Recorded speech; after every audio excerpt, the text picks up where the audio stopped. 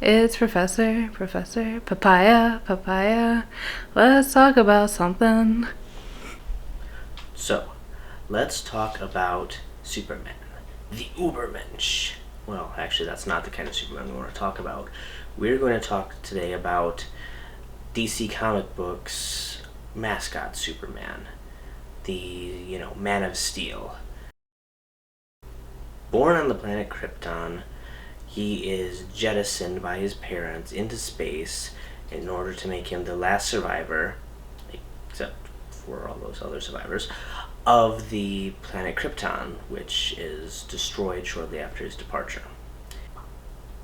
Superman crash lands on Earth and is adopted by the Kents, who raise him as their own son and name him Clark. Now, while the people of Krypton were more or less human-ish, under the light of their red sun, under the light of Earth's yellow sun, Clark Kent discovers that he has incredible powers. He is super strong, super fast, he can fly, he has skin that is so tough that, it deflects bullets, and yet is somehow still pretty much normal to the touch, it seems.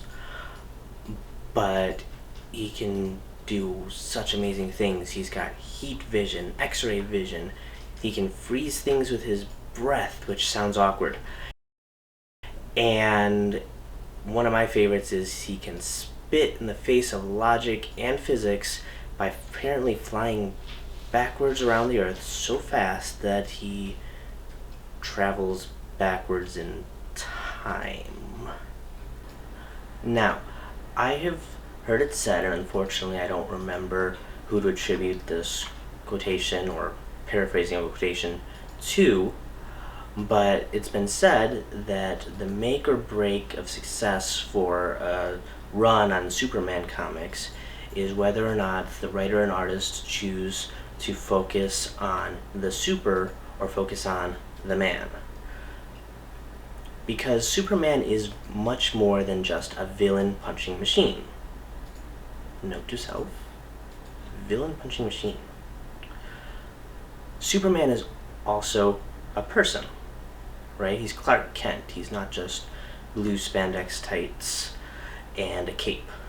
I mean, you look at it this way. All that fun backstory just might sound just like an interesting story, but how would that affect an actual person, a human being on Earth, or a Kryptonian on Earth who's basically the same as a human plus some extra powers?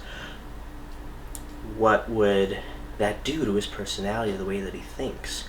I mean, he's an orphan. He was raised by human parents as though he were their own, so he doesn't learn until later of his orphan status, which has its own effect on the way that you approach that. But he has never known his real biological parents. He has great parents, but what if he didn't? Maybe he has some doubts about who raised him. What if someone else had? How would he have turned out? He has curiosity about his biological parents. He has uncertainties. We also look at the fact that he isn't human, although he is a person and his personality is much like a human, partly because of the way that he was raised. When he walks amongst us, he is not really one of us. How does that affect the way that he looks at things? In many ways, he is an outsider. He's sometimes referred to as the alien, because that's what he is, both literally and metaphorically, because even though he was raised to be this great person, he's raised to be this consummate Boy Scout, that kind of makes him an outsider in and of itself. No one is really that moral in practice, in real life. There's gray areas, and Superman very much struggles with the concept of gray areas. in a lot of his depictions, where it just has to be perfectly good all the time, and there's no real compromises. And so that creates its own issues, where what does he do when he's confronted with a situation where he has to compromise? How does that affect him? I would imagine that probably stresses him out quite a bit, and you can depict him that way. You can show him struggling with these kinds of moral decisions, these kinds of conundrum. Now, on top of this, we can talk about the fact that really he is Superman. He's more than man. He's got these incredible powers. He has super strength. He can do all these amazing things. And with a few exceptions in his universe, other superheroes, you've still got billions of people on Earth that he could essentially crush like ants. How does it feel, even for the consummate Boy Scout, to walk around knowing that at any moment he could essentially snap your neck, and no one can really do a whole lot about it? You know, what kind of temptation would there be, even for someone who's raised the way he is, with the ethics and beliefs that he has, in the middle of a heated argument, to just exercise his great strength or his many abilities to, win the argument without really having to argue? So there's a lot of potential for depth there, even just from this very small basic origin story that we've already discussed. Then of course you've got all of his interpersonal relationships, because to be a human on Earth means interacting with other humans on Earth, or to be a Kryptonian on Earth means interacting with the humans on Earth. He's not living in a shack in the middle of the woods, and even if he were, how did he get there? How did he go to the shack? So on and so forth. At some point he must talk to other people, even if it's only his parents. So this is what we get to. You take the example of Superman, and you apply it to any other character in any other kind of medium. Right? They all have their own wants and desires, and it's important to depict them as having their own wants and desires. What motivates them? What makes them do the things they do? What makes them act the way that they act? It's not really interesting to have a character that is one note, who is nothing but a villain punching machine, who is nothing but a whiny teenager, who is nothing but a bookstore clerk.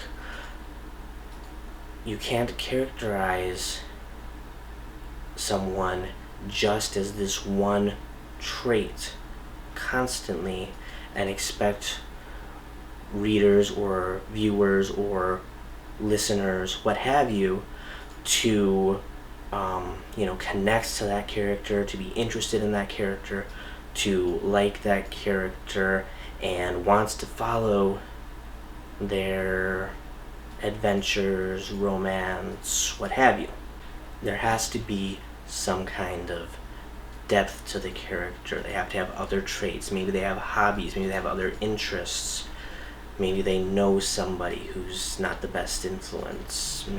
Maybe they struggle with some past event that's outside of their control. Now, it isn't to say that every single character in the entire book, movie, other story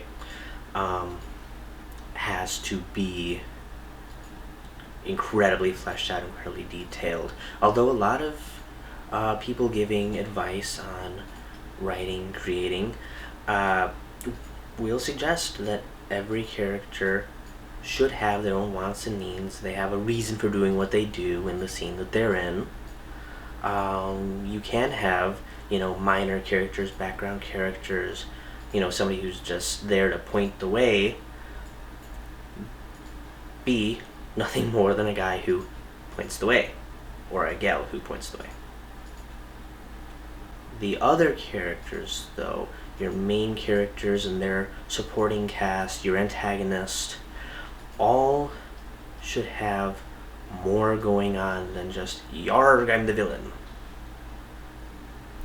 Because no one is that simple in real life. And if you don't have at least that much realism, at least that much reality in there, people are not going to be able to connect to it. They're not going to understand what's going on. It's going to fall flat.